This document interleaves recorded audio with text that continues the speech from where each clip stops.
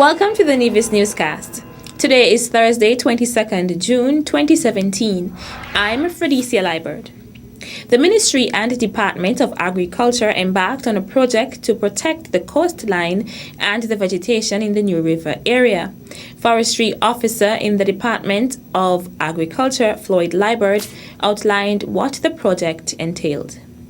It was of the view that this area has been battered by wave over the past years, and there has been significant erosion in this area, so something needed to be done, and so they came up with this project. The stone structures, certain particular sizes, I must say, of stones were chosen based on some measurements that were done, some measurements in terms of the ocean action and so on.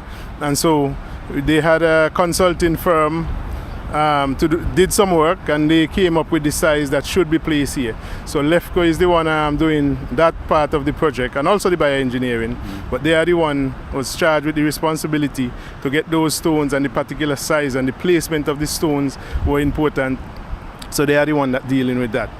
The barrier would intercept the harsh wave action and prevent that erosion from the seaside area. The bioengineering aspect of it would prevent the erosion from inland going to the sea. He went on to add why the specific area was chosen. And this is the point where most of the erosion, because the wave converge and because of the wind action and everything, it comes in this area. I mean, there are other areas going to our left and to our right that I know that you had a road system in place. Behind us, there is a structure that is in the sea, and that was on land before. So you could see the amount of erosion that took place in this area over the years. So as I said, after the survey was done, and all the wave action and how the wave hit the coastline in this area was the most critical area in the Coconut Walk, New River area to start with. The European Union is sponsoring this project, which is being managed by the Organization of Eastern Caribbean States Commission. The groundbreaking ceremony for the project was held in March of 2017, and the project is expected to run for a period of 6 months.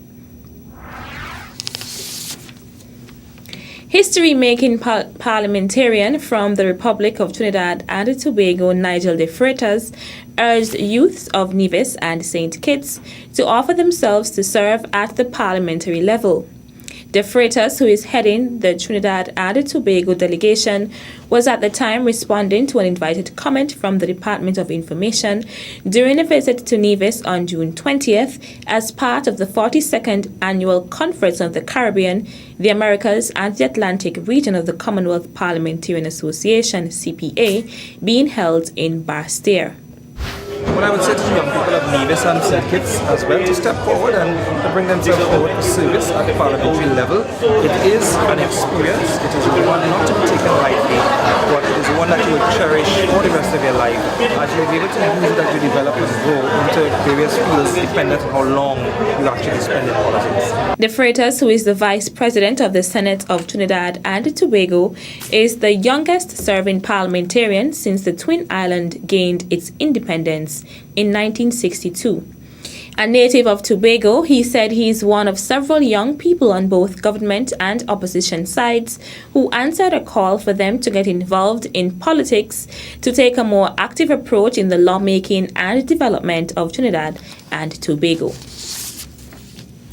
Commissioner of Police Ian Quealy is openly appealing to members of the public to take their social responsibility more seriously and cease from the manufacturing and distribution of fictitious incidents of criminal activity on social media.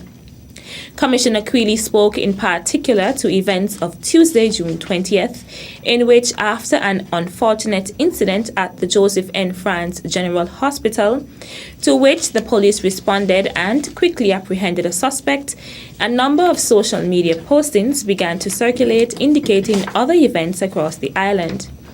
Persons began circulating postings of a reported robbery at Western Union, then a shooting incident in Keys, Keon, then one of a killing of a female, among others, none of which were true.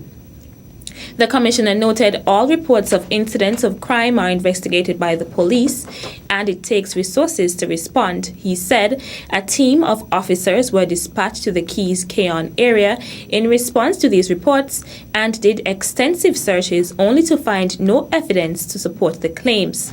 He went on, resources were also expended to verify the validity of the other stories. He added not only does it take resources, it also disrupts the normalcy for residents going about their day-to-day routine and instill fear in the community. Commissioner Quealy said the use of social media is an indispensable part of our modern-day living. However, it must be used responsibly. He said, we all have a huge moral and social responsibility when using social media. Before you press the button to send, verify if the incident is true and consider the potential consequences of your messages on the community. Persons need to be compassionate, respectful, and show empathy to victims of crime. Commissioner Quealy noted the police pledges to provide reliable and accurate information in a timely and consistent basis through regular press releases and postings on the Facebook page www.facebook.com/Royal St. Christopher and Nevis Police Force, and encourage the local media to contact the Public Relations Department to confirm reports of incidents prior to inclusion in their broadcast or publications. An invitation is extended to the general public for submission of nominations for the conferring of awards in the following categories: the Order of National Hero, the Star of Merit, and the Medal of Honor.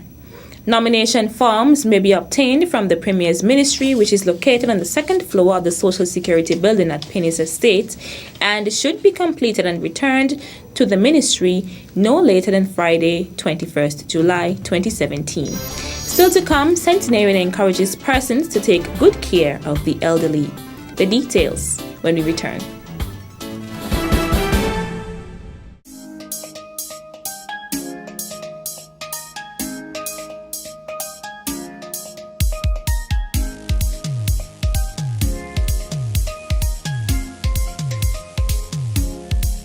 If you like dancing and whining and fretting till the morning, if you like drinking, masquerading, live music always playing, if you like islands of blue seas where people always smiling, if you like street jams and bandstands where people will be jamming, don't you miss this time, no. in this country I'm a 43, Our festival, our legacy, I'm a 43, don't you miss this time, no. in this country I'm a 43, The Caribbean's greatest summer lion, in this country I'm a don't you miss this time, no. in this country I'm a 43, Our festival, our legacy, I'm a 43, don't you miss this time, no. in this country I'm a 43, The Caribbean's greatest summer lion. in this country I'm a 43. Welcome back.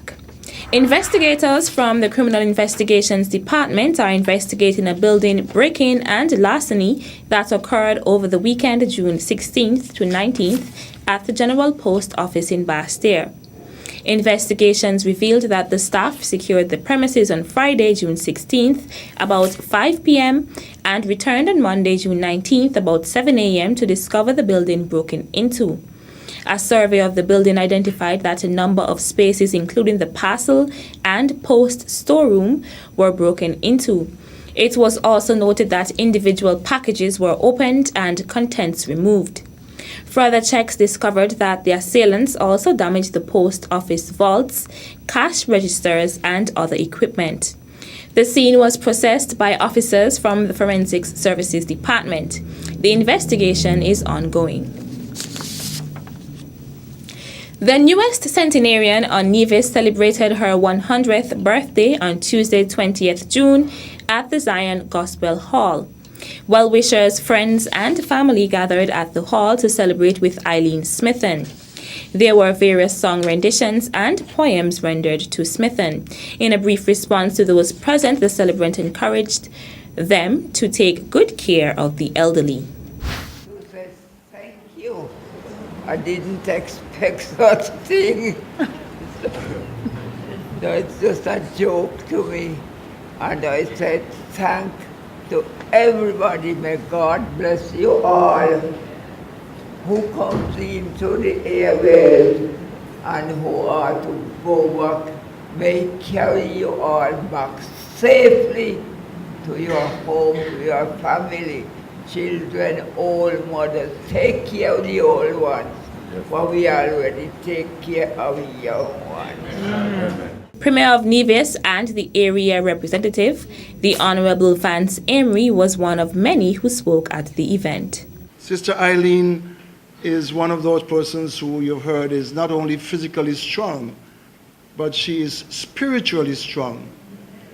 I would visit her, and always in my visits to her, I would feel the outpouring of the love she had, not just for myself, but the love she had for all of the people in the area. That spirit of goodness, that honesty, that willingness to call a spade without fear or favor is a quality which I feel must have helped her to unburden herself and not carry the stress and the tension which we tend to carry when we don't unburden ourselves. Members of the Federal Parliament were also among those gathered. We at the Department of Information would like to say congratulations to Smithen on attaining such a significant milestone. That's it for this edition of the Nevis Newscast. On behalf of all of us here at the Department of Information, I'm Fredicia Liebert. Thank you for viewing.